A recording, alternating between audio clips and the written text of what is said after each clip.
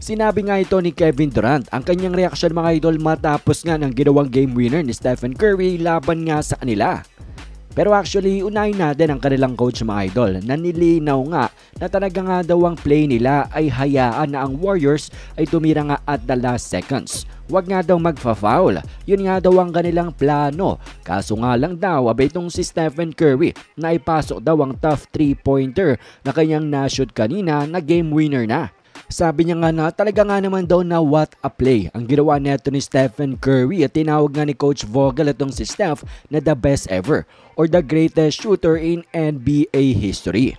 At ito na nga mga idol ang mga nasabi naman ni Kevin Durant matapos nga ng ginawa ni Stephen Curry sa kanila.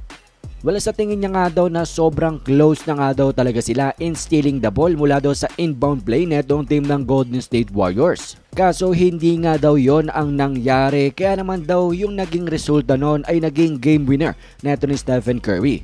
Pero that is the nature of the NBA. Ganun nga daw talagang nangyayari dito sa NBA.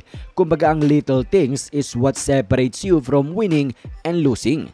And then after niyan, binigyan niya ngang respect itong si Stephen Curry kung saan sinabi niya nga na he just needs a little space para nga daw tumira. At ayun daw ang nangyari. Tinawag niya pa nga itong si Stephen Curry the greatest ever nga daw at his position. Kumbaga tinawag niya si Stephen Curry the greatest point guard of all time at talaga naman daw napasok itong si SC30 sa top 5 players of all time.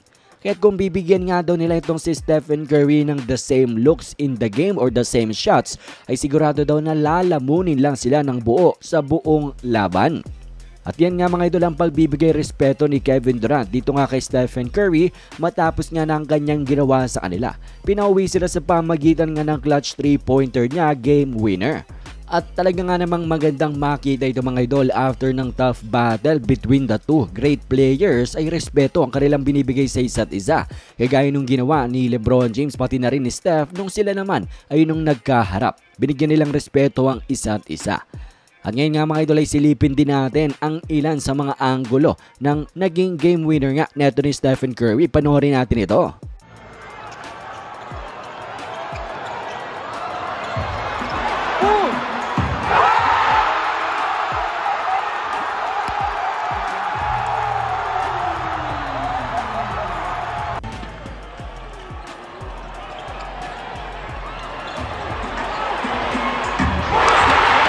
At kayo nga mga idol, ano bang masasabi nyo? Anong reaksyon nyo dito sa ginawang performance ni Stephen Curry and then sinarado niya pa nga ito sa pamagitan ng game winner?